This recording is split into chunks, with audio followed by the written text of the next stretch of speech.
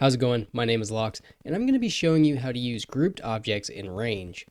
In this starter scene, I have a few objects put together here that are all parented to this main object, simulating an enemy, a wall, or pretty much anything you'd want to destroy, but would be a lot easier to manage in a group. So we're going to make this object completely self-contained so that later on we can easily place them around a scene or spawn them if we wanted to.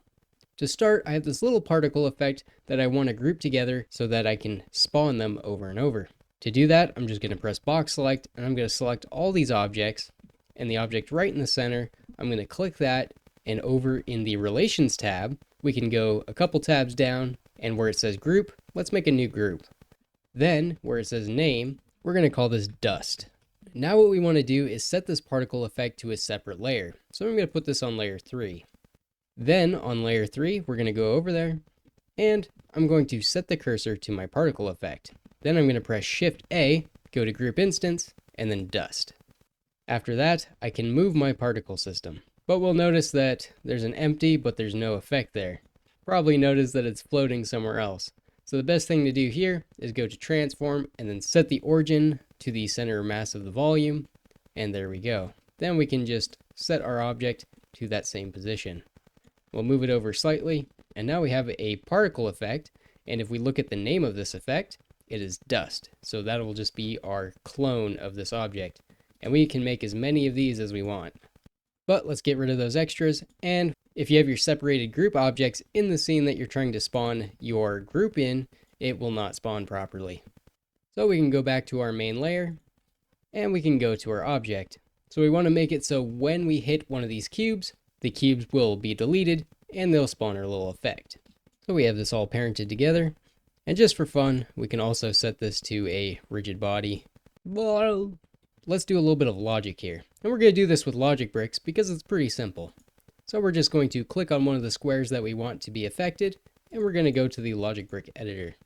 In here, let's add a collision, and then we're going to say when it collides with the object bullet, then we're going to come over here and we're going to say edit object. So we're going to want two edit objects, and I just pressed E on the keyboard to add an edit object, or you can find it in the list here and just click on it.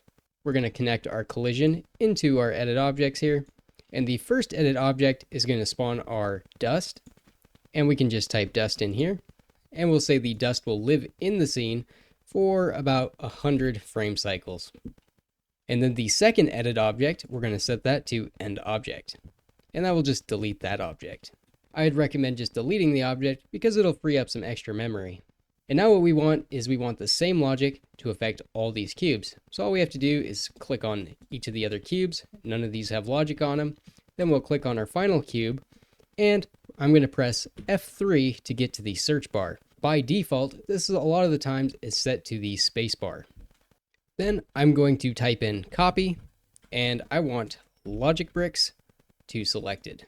With the main object that already has logic on, that is going to copy the logic to all the other cubes.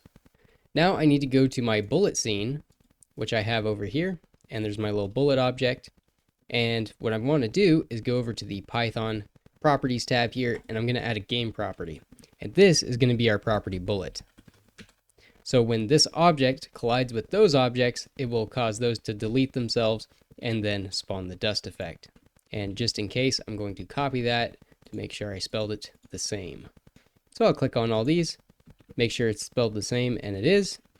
So when we play the game, if I press P and hit one of these cubes, we can see that they just explode. And now we just have our little cube there. It's a pretty awesome little effect. And this makes it a lot easier for spawning stuff. But now I want to be able to place this all the way around the scene. So I'm going to collect my pieces here. And with the main object selected, I'm going to go back to the relations tab and do new group. And I'm going to call this enemy. So now what I can do is I'm going to put my enemy on layer 4. Then I'm going to go over to layer 4 and put the cursor in the center of my entity here. And then I'm going to spawn my enemy. Same process, I have the enemy here and the center origin is not in the right spot. So I want the object transform origin to center of volume. Then I'm going to put the cursor to the center of it and then set my enemy here. And you can line this up a little bit better, but we have our little clone there. And I'm going to go back into my main scene, and then I'm just going to add these enemies into the scene like this and place them around a couple of random spots here. So I can put these guys anywhere I want, and that should be good for now. I'll put this guy a little bit further back. Then in our main scene, I can play the game, and we'll just make this a little bit bigger so we can see better and get rid of those. So now we have our little guys here, and we can destroy them piece by piece, just like that. It's actually kind of a cool effect. And with that, that's how you use groups. They're pretty handy and make life so much easier when making enemies or obstacles, coins, anything like that. Because then it just makes it so much easier to spawn them. So if you want to, you can actually take your enemies, and say you have a pattern you want your enemies to be in, then you can take your enemies that are already grouped up, spawn them in the pattern you want, say like a little army formation here, like this. Then you can select all of your already grouped enemies, go back to the Relations tab. I'm just opening that up with the T key, so you can open and close that window. I'm going to make a new group and call it Enemy, and then Form. Then what I can do is add this new one in, so Grouped, and then Enemy Form. And look at that, we got a whole bunch of more enemies. So if you got a formation or something you want to do, you can do it that way. And this could make it easy, especially if you're doing coins or anything like that. Consumable objects that you want in a pattern, then this is a really easy way to go about it. I'll just place these ones over here. So now I got these guys in this formation, and I can still attack them, and their logic is going to work perfectly fine. Oh, it's pretty fun. Alrighty, so that's how you use grouped objects.